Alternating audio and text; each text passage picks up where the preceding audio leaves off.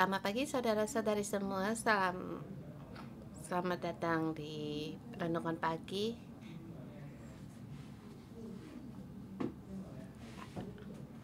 Di Hong Kong hari ini adalah hari libur, dan melihat banyak saudara-saudari di tengah-tengah kami yang merindukan firman Tuhan, dan sangat saya hargai, dan saya melihat kita hari ini melihat Amsal pasal 24 yang disampaikan oleh Pastor Tim.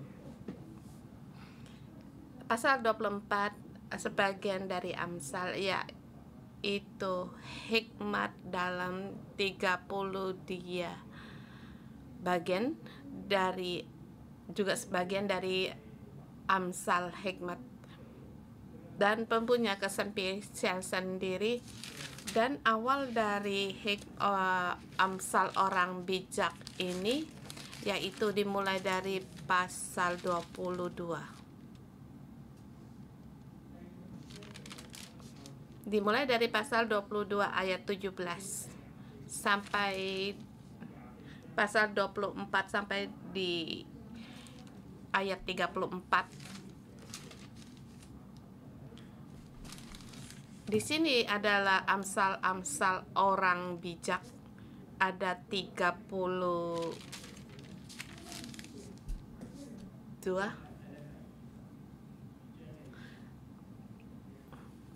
Dan di sini kita melihat di ayat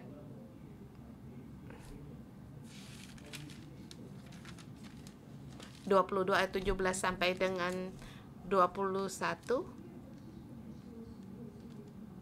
Pasanglah telingamu mendengar amsal-amsal orang bijak, berilah perhatian kepada pengetahuan, karena menyimpan banyak hati yang menyenangkan bagimu bila semua itu bersedia di bibirmu. Di ayat 21 kita lihat, untuk mengajar kepadamu apa yang benar dan sungguh-sungguh, supaya kamu dapat memberi jawaban yang tepat kepada yang menyuruh engkau. Di sini seperti seorang pelajar yang mencari orang yang berhikmat, mengejar hikmat, dan orang ini mungkin adalah Raja Salomo, atau kemungkinan setelah keturunan dari setelah Raja Salomo, keturunan Salomo. Di 30 hikmat ini diberikan kepada mereka, kemudian ditulis dan diberikan kepada tuan mereka untuk diberitahukan. Dan latar belakang ini punya kespesialan, dan kita tahu siapa yang disuruh untuk,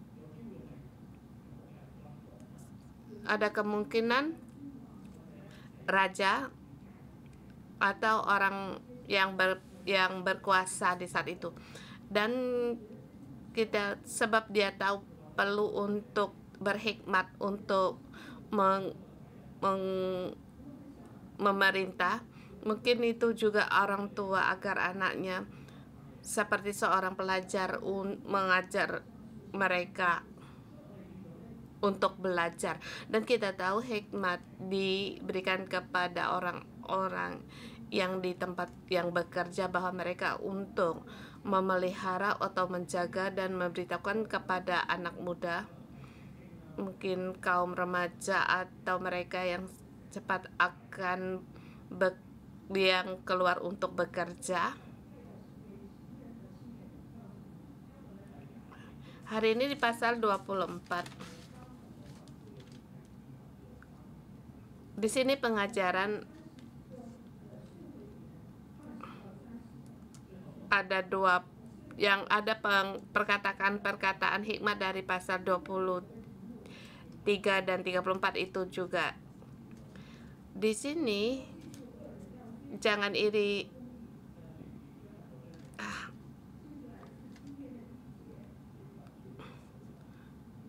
tapi harus mengejar pada kebenaran. Di ini tema ini dimulai dari ayat pertama, jangan iri kepada orang jahat, dan di ayat 25 diulangi. Dan ini saya merasa satu hal yang sangat penting, sebab di dunia ini ada yang tidak adil, jahat, dan yang tidak adil.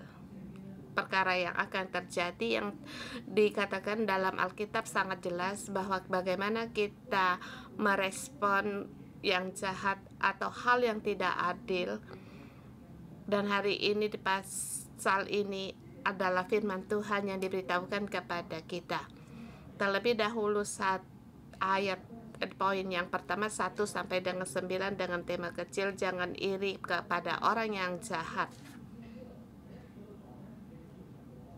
Ayat pertama dikarenakan jangan iri kepada orang jahat, jangan ingin bergaul kepada mereka karena hati mereka memikirkan penindasan dan bibir mereka membicarakan bencana. Di sini dengan kepada orang jahat atau orang fasik. Bukan seperti kita lihat orang itu yang mereka pembunuh atau melakukan hal-hal kejahatan yang menyakitkan orang lain, tetapi orang yang di sampingmu, yaitu dalam kalau perkumpulan, dalam komunitasmu ada orang orang yang beriri hati. Mungkin di tempatmu bekerja, rekan kerjamu yang bekerja sama dengan kamu tahu bahwa dia ada sedikit jahat dalam hati mereka, atau kalau mengatakan tentang keuntungan maka dia berubah. Dan di sini orang jahat ini yang dimaksud setiap hari akan bertemu dengan kamu dan bahkan kamu orang yang bekerja sama denganmu. Dan di Amsal Tuhan berkata kepada kita jangan iri kepada orang-orang ini. Mengapa orang bisa iri kepada orang yang fasik? Karena di ayat kedua dikatakan, karena hati mereka memikirkan penindasan dan bibir mereka membicarakan bencana. Mereka dengan kekejaman dan cara yang jahat untuk mendapatkan keuntungan, sebab hikmat memberitahukan kepada kita menggunakan hal yang ilegal akan mendapatkan keuntungan. Tetapi hati kita janganlah tertarik akan hal ini, terpikat akan hal ini.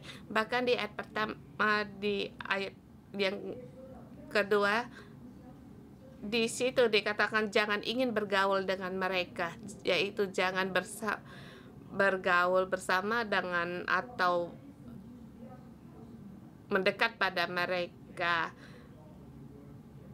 Jangan merasa mereka cara mereka sangat baik, jadi kamu mendekat kepadanya. Kita janganlah tertarik dengan hal yang tidak adil dan yang tidak benar. Walaupun mereka mendapatkan keuntungan dengan kekerasan, dengan kejahatan, mendapatkan keuntungan ini, semua itu tidak akan berlangsung lama. Di ayat ketiga dan 4 dikatakan, yaitu kedua hikmat yang kedua, dengan hikmat rumah didirikan, dengan kepandaian itu ditegakkan, dan dengan pengertian kamar-kamar diisi dengan bermacam-macam harta benda yang berharga dan menarik. Rumah yang dimaksud di sini mengatakan tentang rumah hidupmu. Hidupmu bagaimana didirikan, dibangun dengan hikmat. Hikmat yaitu kamu mengerti firman Tuhan dan bersedia mengikuti. Kamu takut akan Tuhan adalah hikmat. Kamu takut akan Tuhan, mengikuti ketetapan Tuhan, maka rumahmu akan didirikan dengan tegak.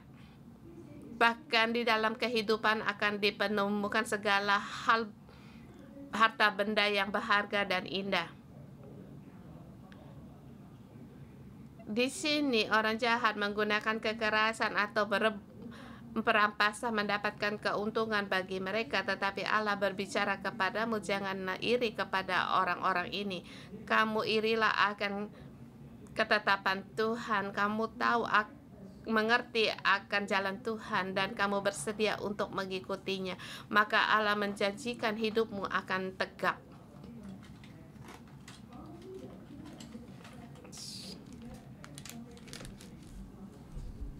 Seperti Yesus di khotbah bukit mengatakan,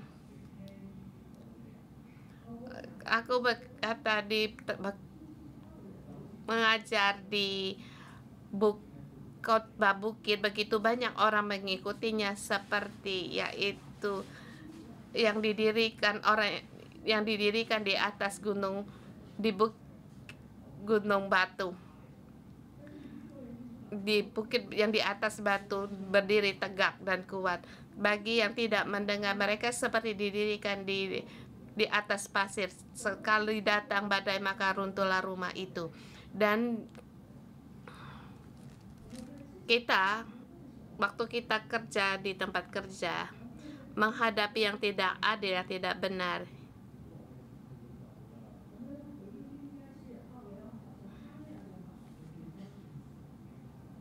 kalau saya seperti dia, alangkah baiknya. Tapi terbalik, kalau pengajaran Tuhan kamu berpegang kepadanya, apa yang kamu kerjakan pasti itu akan ditegakkan. Bahkan Allah berjanji bahwa hidupmu akan pasti ada hal yang indah dan yang berharga.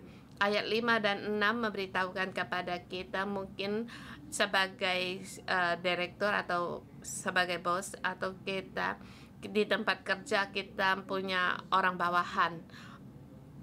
Orang yang bijak lebih berwibawa lebih daripada orang kuat, juga orang yang berpengetahuan daripada orang yang tegap kuat, karena hanya perencanaan engkau dapat berperang dan kemenangan tergantung pada penasehat yang banyak. Kita mengerjakan sesuatu, kita perlu kekuatan, kita perlu pengetahuan, kita untuk di ayat ke-6 dikatakan, kalau kamu hendak berperang haruslah ada nasihat yang bijak, yaitu perlu dengan rancangan teknik, tektak, atau rancangan. Dan ini bagaimana melakukan, bukan hanya Raja Salomo berkata, bukan seorang diri, tetapi kalau kamu berhikmat, kamu perlu ada bantuan orang lain. Maka kemenangan tergantung pada penasehat yang banyak. Dan mengapa orang ini banyak penasehat di sampingnya? Sebab dalam hidupnya, sebab dia menunjukkan berhikmat. Dia orang yang bijak, sehingga menarik orang untuk bekerja sama dengan dia, pergi berperang. Dia seorang pemimpin, walaupun dia punya kekuatan atau kepintaran atau memberi banyak keuntungan bagi orang bawahannya, mungkin gaji yang besar atau beri sarana yang lebih baik lagi, tetapi kalau hubungan dengan penasehat tidak baik, di mata penasehat dia bukanlah orang yang benar dan adil, maka dia tidak dapat menarik orang untuk banyak orang mengikuti dia. Maka dikatakan, bagi orang yang berhikmat akan menarik orang banyak untuk mengikutimu, dan timmu akan semakin banyak, bahkan pengembalaanmu akan semakin banyak, dan orang mendengar ketenaran namamu bersedia untuk menolongmu. Maka di sini Allah berkata, maka kemenanganmu besar sebab ada sekelompok orang yang menolongmu, tetapi bagi orang yang bodoh bukan demikian. Ayat ke-7, hikmat terlalu tinggi bagi orang bodoh, ia tidak membuka mulutnya di pintu gerbang. Teks asli, kebijaksanaan itu terlalu tinggi. Orang yang bodoh tidak di sini menyatakan tentang ciri orang bodoh, yaitu ia tidak membuka mulut di pintu gerbang, maksudnya di tempat umum. Sebab banyak orang berjualan di situ, dan barang-barang jualan keluar masuk juga di situ. Di zaman pemerintah Roma,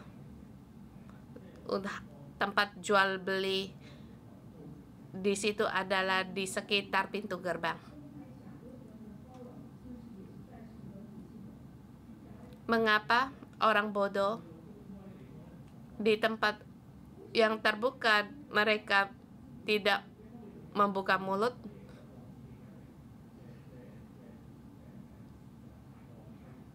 Mungkin mendengar orang-orang berhikmat waktu berbicara bahwa merasa terlalu tinggi sehingga dia merasa rendah diri. Dalam kenyataan, orang bodoh banyak dalam pikiran banyak sekali ide atau penghakiman atau seperti kalau dia minum kayak arak itu, dalam mulutnya banyak sekali perdebatan atau perbincangan Amerika bagaimana, gini bagaimana, dalam pikirannya banyak pikiran dan juga ide, tetapi di tempat yang terbuka dia tidak berani buka mulut, malah dia diam. Mungkin dia merasa apa yang dia ucapkan dia seperti tidak berhikmat, tetapi di bawah itu banyak omong. Seperti sekarang di dunia media ini tertulis banyak kata-kata yang mengatakan orang lain, tetapi suruh dia terang-terangan di depan umum untuk dibicarakan, dia tidak berani.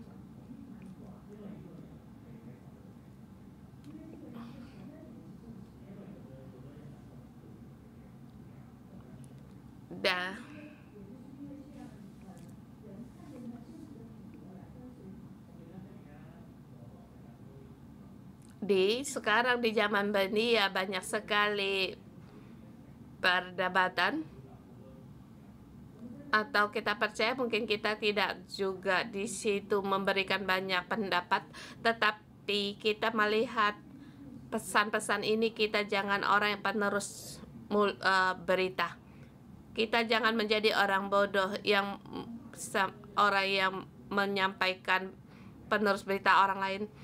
Pada saat menyatakan hal yang tidak berguna atau yang tidak berhak, kita jangan sebarkan dan kita jangan beritahu, sebarkan kepada orang lain, sebab itu akan mereaksikan kamu pun percaya pada orang yang apa yang diucapkan oleh orang bodoh itu. Orang bodoh hanya mengatakan perkataan sendiri dan di belakangnya juga mengatakan hal yang sama, dan bahkan orang bodoh yang ia katakan menurut seberapa banyak pengetahuannya dia dengan Tuhan. Seterusnya ayat 89, jangan iri pada penipu. Di sini mendapat satu kesimpulan kecil di PowerPoint. Ayat 1 sampai dengan 9. Ada menggunakan 5 kata menyatakan orang jahat atau orang fasik. Ada orang jahat, orang bodoh, di situ ada juga penipu dan juga pencemooh, kebodohan. Orang yang banyak, orang penipu, yaitu orang menipu, dan 9 yaitu di situ yaitu pencemooh, dia itu orang yang selalu menyebarkan gosip. Jadi kita jangan iri kepada orang-orang di sini, tetapi juga kita pun harus perhatikan apakah tidak terasa kita menjadikan orang jahat di mata orang, atau di dalam kita apakah hal yang yaitu secara sembunyi untuk mencari tujuan agar mencapai mencapai tujuan sehingga merugikan orang lain. Atau kita sering bikin ribut yang membuat pertengkaran. Baik penipu atau pencemooh, dia tidak memiliki hubungan yang baik dengan orang lain. Dan di tempat kerja kita pun harus memperhatikan diri kita sendiri. Di gereja pun demikian juga. Kita apakah juga menjadikan orang jahat di mata orang lain? Tidak ada hubungan baik dengan orang lain. Kemudian ayat 10 sampai dengan 12. 3 ayat ini menyatakan arti yang lain. Tema kecil yaitu harus takut pada Tuhan, menolong orang yang dalam kesusahan. Ayat ke-10 dikatakan, jika engkau tawar pada hari masa kesesakan, kecillah kekuatanmu. Dalam teks asli yaitu kesukaran, tawar hati dan kesesakan itu sama, sepadan. Artinya, orang dalam kesukaran, kalau kamu takut, kamu lemah menghadapi kesesakan ini, maka kekuatanmu itu akan kecil. Apa yang dimaksud dengan kesesakan? Kesesakan termasuk ayat 1 sampai dengan 9 orang jahat yang kamu jumpai. Orang-orang ini akan menjebakmu atau menyakitimu atau menggunakan kata-kata, menyebarkan kata-kata gosip tentang kamu. Dalam kehidupan kita sehari-hari, waktu kita kerja, mungkin disalah sangka orang atau disalah pahami, dan gajimu tidak diadil. Rekan kerjamu mungkin melakukan hal yang sulit untuk kamu terima, dan Allah memberitahukan kepada kita, waktu kita menghadapi kesukaran ini, kita jangan kecil hati, kita jangan lemah, jangan kecil hati, tawar hati. Tawar hati adalah keadaan dalam hati. Saat kita menghadapi kesesakan, kita harus mencari hikmat Tuhan. Kita tahu hikmat Tuhan pasti ada jalan keluar. Pada saat kamu mengenal Allah, hikmat Allah, kamu melakukan hikmat Allah, maka kamu punya kekuatan untuk menghadapi. Bukan saja kamu menghadapi kesesakan, kamu menjadi kuat dan berani. Kami menghadapi hal yang adil dalam kekuatanmu. Juga janganlah untuk melihat tanpa menolong orang lain. Kamu tidak bisa terhindar bagaimana Allah melihat hatimu. Di ayat 11-12. Bebaskanlah mereka yang diangkat untuk dibunuh, selamatkan orang yang terhuyung-huyung menuju tempat pemacungan. Kalau engkau berkata, sungguh kami tidak tahu hal itu, apakah dia yang menguji hati tidak tahu yang sebenarnya? Apakah dia yang menjaga jiwamu tidak mengetahuinya dan membalas manusia menurut perbuatannya?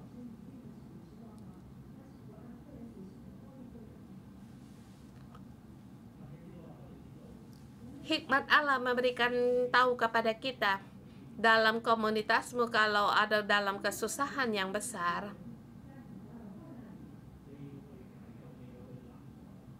kamu harus menolong dia, harus menghalangi mereka, yaitu bebaskan mereka untuk dibunuh, yaitu dalam keadilan. Kamu punya kemampuan, kamu harus menghalangi hal itu terjadi. Mengapa berkata demikian? Sebab Allah menghakimi hati kita. Ayat 12 dikatakan, kalau kamu berkata kepada Allah, sungguh hal ini kami tidak tahu. Apakah dia yang menguji hati tidak tahu yang sebenarnya?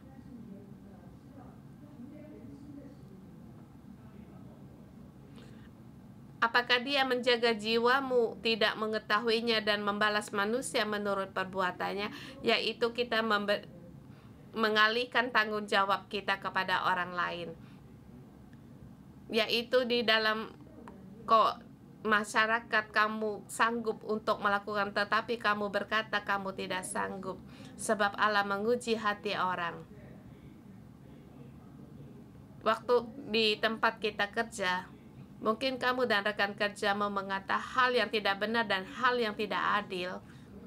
Kalau kamu punya kemampuan, kekuatan, dan atau orang yang membawa pengaruh, kebenaran Allah memberitahukan kepada kita, yaitu kita harus memakai. Saya ingat waktu saya menjadi guru, ada seorang rekan di kelas melakukan hal yang tidak adil, yaitu pelajar. Dia di situ menyontek, dia biarkan saja.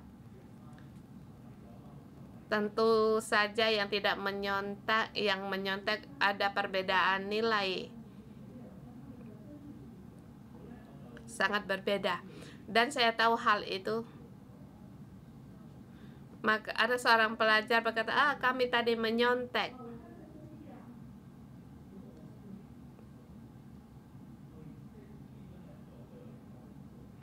Bagi saya, dalam hati saya berpikir ini juga hal yang tidak adil.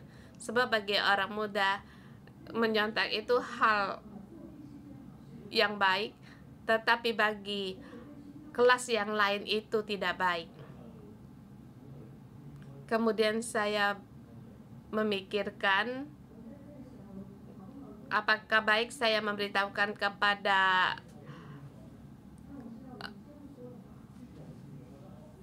ketua kelas yang lain, pemimpin.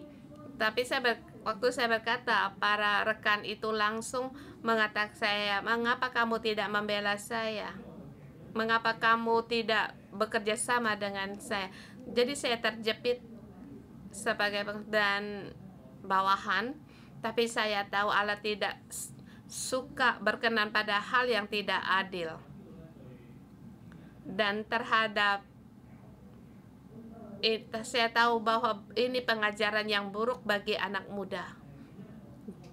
Dan akhirnya saya dengan berani memberitahu kepada wali sekolah. Dan saya di situ membawa pengaruh. Setelah wali sekolah tahu, memberitahukan kepada rekan kerja saya. Yang saya harapkan yaitu saya bisa memakai seperti rotan kayak gitu di dalam kelas. Saya tahu bahwa kalian menyontek itu tidak benar. Kita harus disiplin, menolong para pelajar untuk mengerti bahwa kamu berbuat demikian itu hal yang tidak tepat. Dan hari-hari akhirnya tidak lagi terdengar kalau mereka di situ menyontek. Tapi saya melihat hubungan saya dengan wali sekolah itu baik, dan wali sekolah percaya apa yang saya katakan, dan saya tahu apa yang saya perbuat itu berkenan bagi Allah.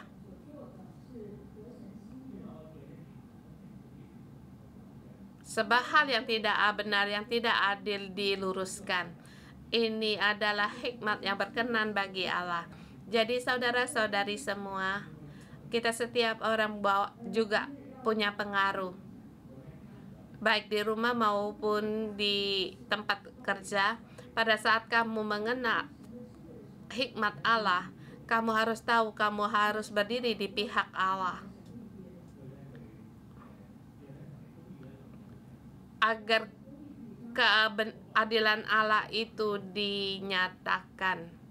Kemudian 13/22 dengan satu tema kerja, mendapatkan hikmat, mendapatkan masa depan. Ayat 12-20 dimulai dengan kata anakku, diawali dan diakhiri dengan juga hai anakku. Jadi ini jelas dibicarakan bagi anak muda dan bagi kita bersamaan waktu untuk kita semua. Sebab poin yang di sini yaitu mendapatkan hikmat, mendapat kebaikan. Di ayat 14-20 diulangi kembali. Ayat 14 dikatakan dengan jika engkau mendapatkan maka akan masa depan dan harapan tidak hilang. Ayat 20 juga, karena tidak ada masa depan bagi penjahat. Jadi hikmat seperti madu, kita mendapatkan akan merasa manis. Kemudian di sini jangan iri pada orang yang jahat. Kamu jangan mengira apa yang dilakukan perbuatan orang jahat seperti madu yang menjeratmu. Tetapi haruslah kamu merasakan hikmat Allah seperti madu.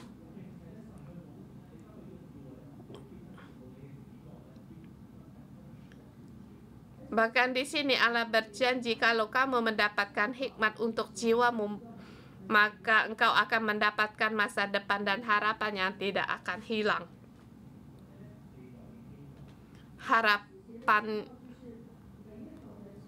masa depan dan harapan yang tidak akan putus, yaitu harapan masa depan.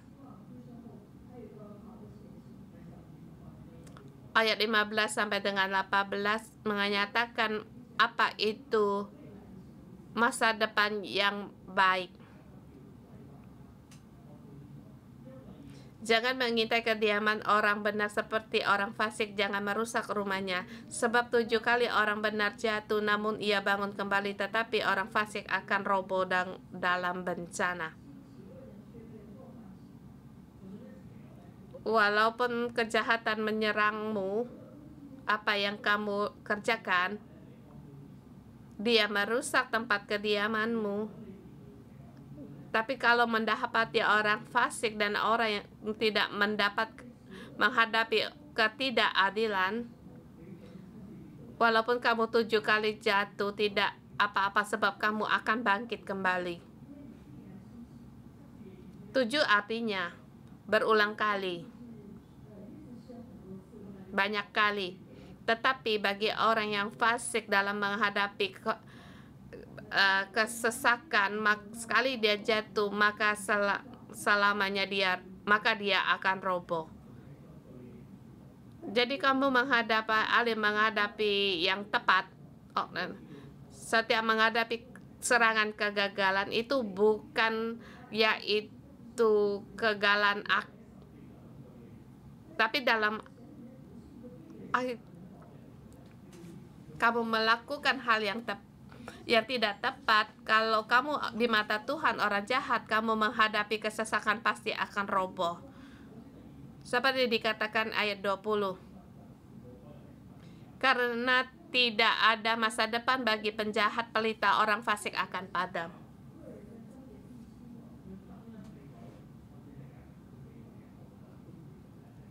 Pelita yang dimaksud yaitu keturunannya pasti akan binasa. Jadi kita harus bertanya kepada Allah poinnya, apakah kita orang yang benar, tepat di mata Tuhan? Jadi 17-18, kalau musuh pun jatuh, kamu jangan bersuka cita, jangan beria-ria kalau ia terperosok, supaya Tuhan tidak melihatnya dan menganggap jahat lalu memaling mukanya kepada orang itu. Kita menghadapi tidak adil orang fasik. Allah mengajar kita bukan membinasakan orang itu, tetapi mengajarkan kita di dunia ini bagaimana menanggapi hal yang tidak benar, hal yang tidak adil. Dan tanggapan itu harus bertanya pada diri kita sendiri. Kita di hadapan Allah, apakah kita adalah orang yang benar? Dan di mata Allah, kebenaran orang yang benar itu apa? Ketetapannya, yaitu kamu mengenal hikmat Allah dan tertarik oleh hikmat Allah, dan bahkan kamu bersedia mengikuti hikmat, bukan menggunakan nilai-nilai sendiri atau konsep dalam cara sendiri untuk menanggapi, tetapi kamu mengetahui konsep atau nilai-nilai harga Allah, maka kamu dengan cara Allah menanggapi hal yang tidak adil dan yang tidak benar. Walaupun kamu menghadapi kegagalan, tetapi kamu pasti akan dibangkitkan kembali. Kamu merasa hal ini dengan cara ini tidak tepat, kamu menggunakan cara orang jahat, maka kamu pun akan menjadi orang jahat, maka hidupmu akan roboh selamanya. Kemudian di ayat 23 dan 22, bagaimana kita menghadapi penghakiman?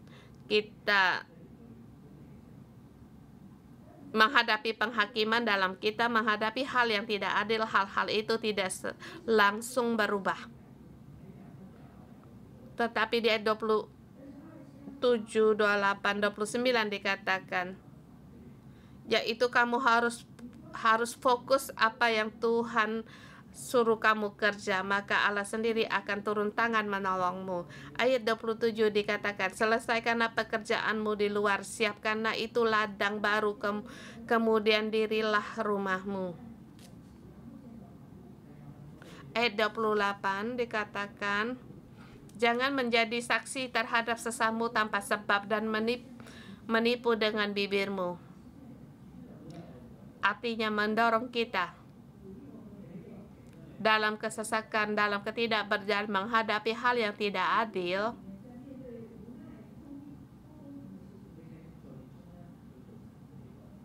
Teruslah dengan setia menyelesaikan pekerjaan yang Allah suruh kepadamu. Satu proyek, selesaikanlah dengan baik. Kalau kamu sebagai ayah ibu, kerjakanlah tokomu sebagai ayah dan ibu, dan maka kamu di hadapan Allah, kamu menjadi orang yang benar, dan Allah tidak membuat orang yang benar itu kecewa. Di waktunya Tuhan dan dengan caranya Allah, apa yang kamu terima, penderitaan atau hal yang tidak adil, Allah pasti akan membalas. Tuhan akan menyatakan kamu yang benar. Kita harus percaya dan kembali hari ini bertanya pada diri kita sendiri, saya apakah orang benar? Dalam hati adakah yang jahat? Kepada kita setiap orang, semoga kita semua menjadi orang yang benar. Kiranya Allah memberkati firman-Nya.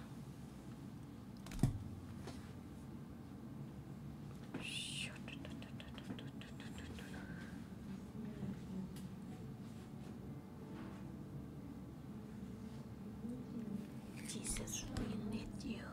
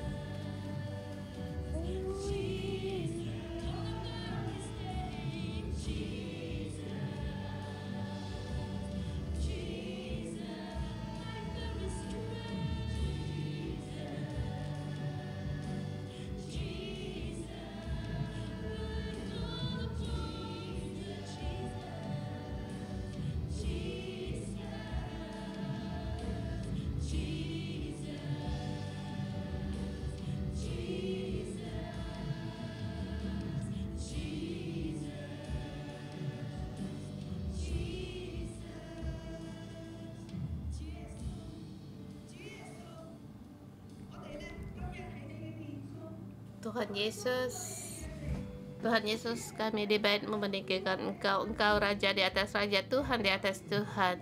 Engkau adalah pusat di dalam hidup kami, di rumah kami, di tempat kerja kami. Tuhan ada Engkau. Engkau adalah Allah yang adil, yang kudus. Engkau Allah yang berkuasa. Tuhan, kita di sini menyambut Raja kita, Tuhan Yesus hari ini ada di tengah-tengah kita, menjadi Raja dan berkuasa. Haleluya, puji Tuhan. Tuhan, Engkau adalah satu-satu di dalam kamar. Engkau Allah yang menciptakan alam semesta ini. Kami berterima kasih di hari ini, di tengah-tengah saudara-saudari kami. Tuhan, kami pegang Tuhan Yesus, namamu mengatasi segalanya. Tuhan, kami tidak takut menghadap segala kesusahan, bahkan menghadap kejahatan. Kami yang penting berpegang pada Engkau dan selaras pada Engkau, berpegang pada hikmat. Yesus, Engkau adalah hikmat dan Raja damai. Di dalam Engkau kami ada damai, dan di dalam Engkau kami tenang. Tuhan Yesus, kami berterima kasih dan berterima kasih. Puji Tuhan. Di dalam ayat dikatakan, kita jangan iri kepada orang jahat, dan lebih lagi kita tidak bergaul di tengah-tengah mereka. Saudara semua, di dalam hidup kita pun mengalami, kita juga pernah mengalami hal yang tidak benar atau yang tidak adil. Kita bisa saling merenungkan, kita berbagi di dalam hidup kita. Adakah hal yang tidak adil atau di tempat kerjamu, dalam menghadapi pemimpin dan rekan kerjamu, atau di sesama tetanggamu, kamu mengalami hal yang tidak adil? Kita berdua untuk saling bersharing, atau kita yang di online, silakan kita renungkan dan kita pun bisa saling untuk berdoa memberkati.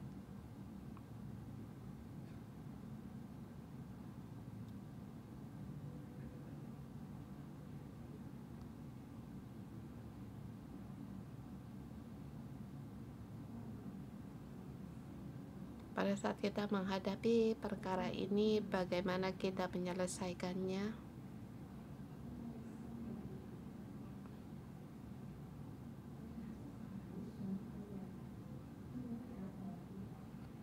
Atau di dalam hatimu timbul kejahatan, kebencian,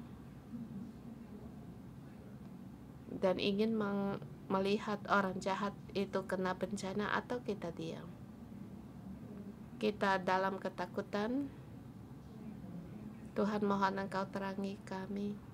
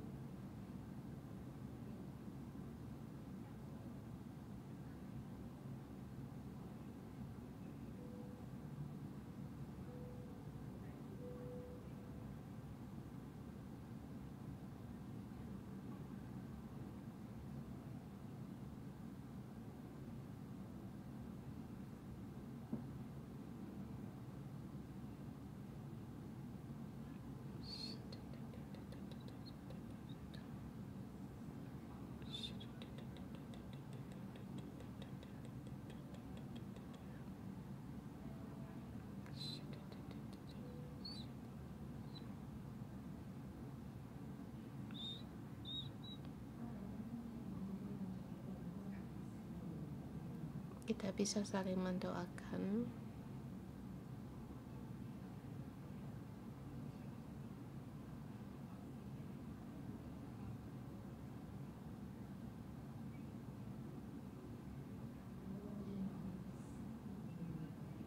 Kita berdoa untuk hidup kita.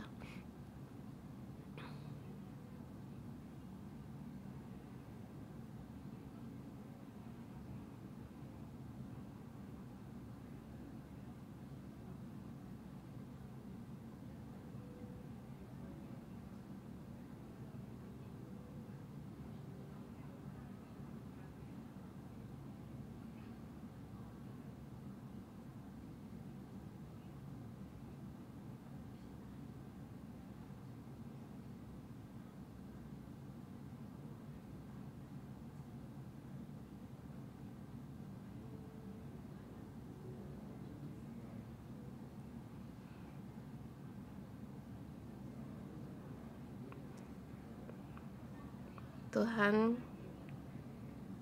Tuhan, kami mendirikan rumah kami dengan hikmat. Rumah didirikan dengan kepadan itu ditekan Tuhan. Kami di dalam rumah kami, Tuhan, banyak sekali dan juga banyak sekali marah Tuhan. Kiranya Engkau mengambil alih, agar kami, apa yang tidak kami sanggup, kami serahkan kepada Engkau, sebab Engkau Allah yang adil dan Engkau adalah Tuhan hikmat. Dan kami mohon Roh-Mu memenuhi kami. Tuhan, kami berterima kasih dan memuji Engkau. Tuhan, kami untuk setiap orang kami berdoa. Saya mengundang saudara-saudari semua saat ini. Letakkan tanganmu di atas hatimu. Kita meraba hati kita saat ini. Kita di hadapan Allah.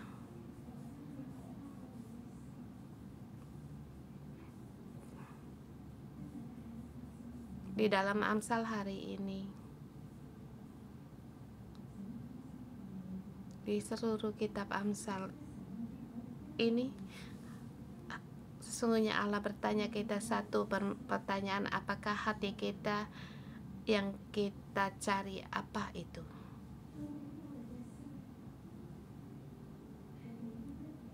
Hati kita dipenuhi oleh apa?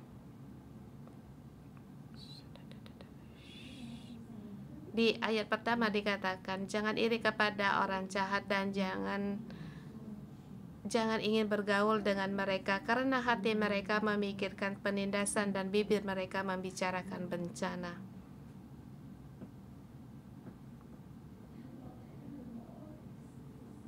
Pada saat kita meraba hati kita melihat banyak perkara tidak adil, tidak benar.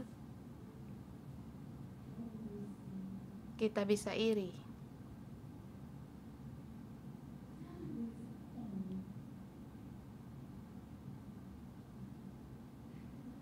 Tapi pada saat hari kita, dengan meletakkan tangan kita di atas hati kita datang di hadapan Allah. Yang kita mohon, yaitu hidup kita untuk berdiri di pihak Allah. Yang kita cari, yaitu kebenaran dan hikmat, kebenaran dan keadilan. Ya Tuhan, hati kami dipenuhi oleh apa? Pada saat saya berdoa, saya melihat di depan saya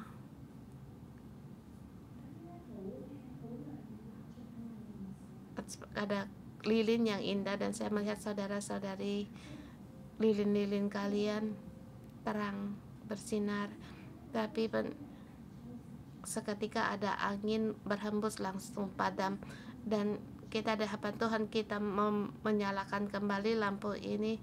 Sekali ada lampu terus padam lagi, terang terus menerus, padam nyala lagi, padam nyala lagi. Di tengah-tengah kita, saudara-saudari, beginilah keadaan hidup kita. Ingin kamu datang di hadapan Allah dan ingin menjadi orang yang milik Allah. Kamu hanya ingin merindukan Allah dan ingin mengajar hikmat dan kebenaran Tuhan.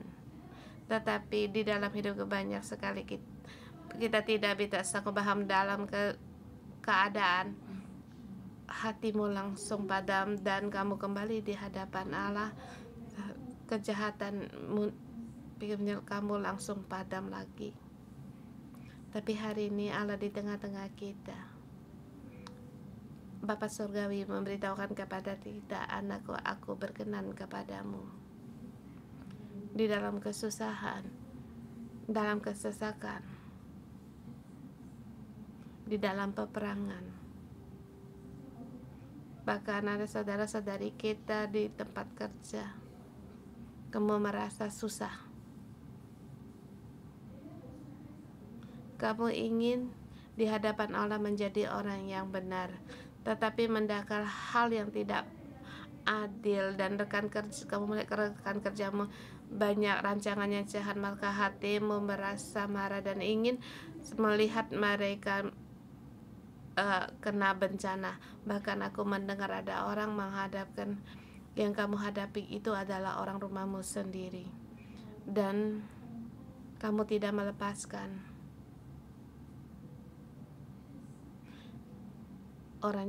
orang jahat yang di sampingmu, yaitu orang-orang yang kamu kasihi, yang menyakitimu.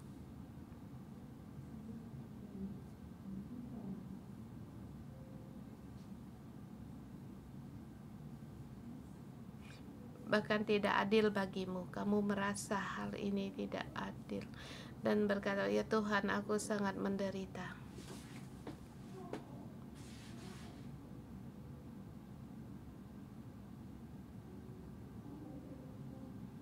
Saya tidak dipandang. Tuhan, mengapa aku tidak dipandang?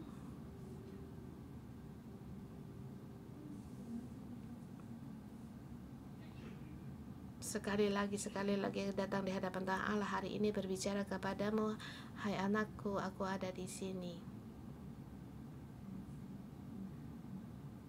Anakku, aku ada di sini. Seperti yang dikatakan dalam ayat, kita punya Allah yang menguji hati manusia. Apakah dia tidak mengerti? Apakah dia yang menguji hati tidak tahu yang sebenarnya? Apakah dia yang menjaga jiwamu dia tidak mengetahuinya dan membalas manusia menurut perbuatannya? Kembali memberitahukan kepadamu, Allah ada di sini. Saudara semua, mari kita bersama berdoa untuk hidup kita. Kita berdoa saat ini, kesembuhan Tuhan ada di tengah-tengah kita. Tuhan memenuhi kita, bukan mengandalkan kekuatan kita. Kita bersama di sini berdoa di dalam hati. Kita harus bangun, kita harus bangkit, kita harus datang di rumah, kita harus datang kembali di hadapan, bukan karena kesanggupan, tetapi di hadapan Tuhan kita mengambil kembali keputusan.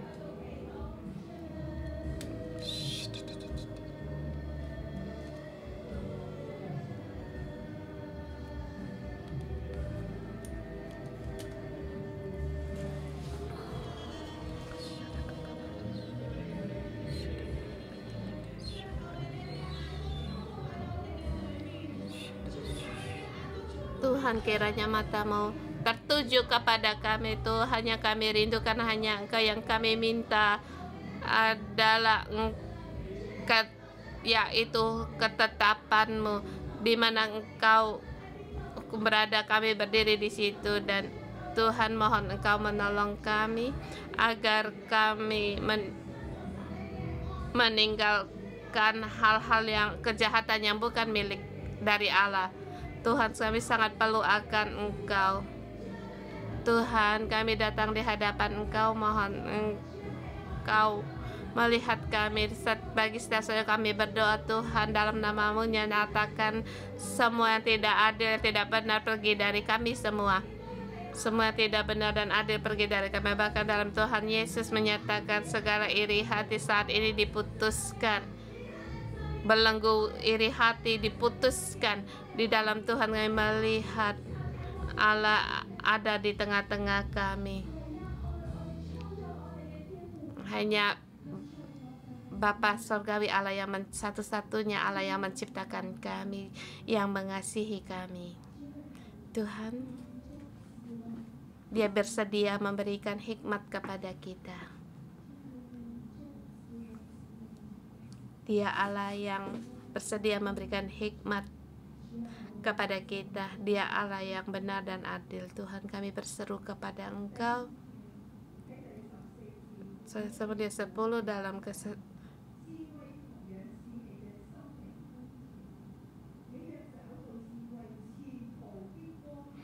di ayat 14, anakku 14, ketahuilah hikmat untuk jiwa. Jika engkau mendapatkannya, maka masa depan dan harapanmu tidak akan hilang. Saudara semua, walaupun apa yang kamu hadapi atau banyak desas-desus yang menggoncang hatimu, tetapi di saat ini kita berpegang dari Allah, hikmat yang datang dari Allah. Saya mengundang saudara-saudari semua, terlebih lagi mereka muda atau yang lagi bekerja, saya mengundang kalian untuk maju di depan. Kita bersama berseru pada Tuhan. 40 tahun ke bawah, kamu muda atau kamu merasa kamu masih muda, kau pun bisa datang di depan. Kita bersama berdoa untukmu, sebab Allah berfirman di sini, firman-Nya dan hikmahnya seperti tetesan madu. Kita pegang kitab dan lihat ada sebagian Filipin saja di sini.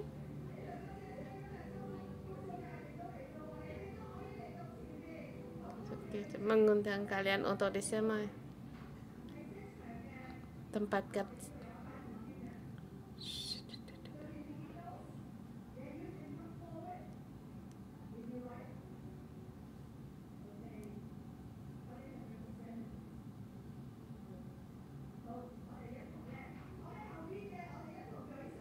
kita bersama di sini berdoa untuk kamu yang bekerja setiap hari. Mereka untuk mencari hikmat, kebijaksanaan, rancangan dengan kedamaian dengan akhirnya Roh Tuhan memenuhi kita semua orang.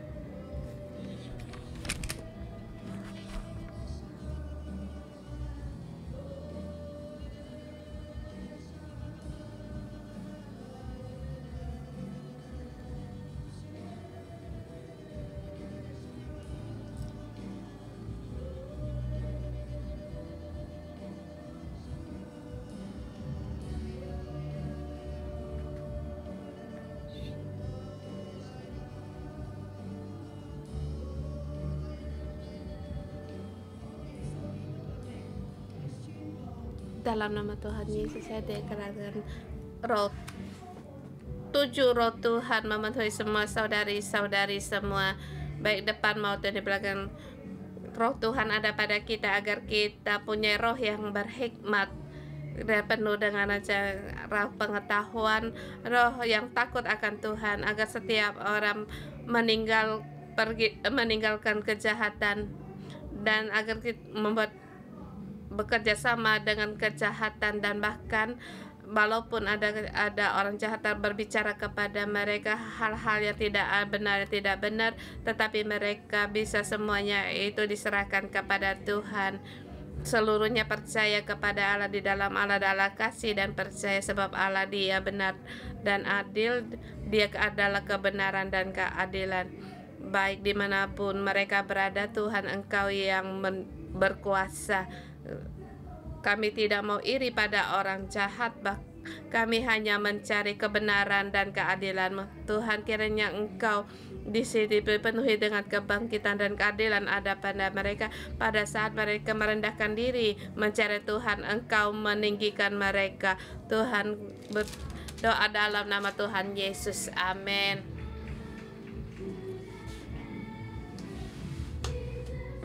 The center is all about you. Yes, it's all about you. From my heart to the heaven, Jesus be the center. It's all about you. Yes, it's all about you. It's all about you. Yes, it's all about you. Yes, it's all about you. Yes, it's all about you. Haleluya. Mari kita terima berkat. Aku dalam nama Tuhan Yesus memberkati saudara semua. Dalam kesusahan kita pasti akan berani dan kuat. Kekuatan kita juga kuat. Dalam nama Tuhan Yesus memberkati kita semua orang. Ke Tuhan, kami semua mencari hikmat-Mu, kiranya firman-Mu ada di tengah kami dan menghasilkan, dan setiap hari kami sejajar dengan Tuhan, dan di mata Tuhan kami orang yang tepat di mata Tuhan, orang yang benar di mata Tuhan, dan firman Tuhan ada di dalam hidup kita semua agar menjadikan terang, memberkati dalam kehidupan kita, dan kita semua orang pasti akan dibangkitkan. Kita akan bangun dalam hikmat Allah. Kiranya kerajaan-Mu ada di tengah-tengah kami, dan di dalam masyarakat ada kebenaran dan keadilan-Mu. Berkatilah kami setiap orang, dalam nama Tuhan Yesus berdoa, amin. Kita renungan pagi sampai di sini. Tuhan Yesus memberkati.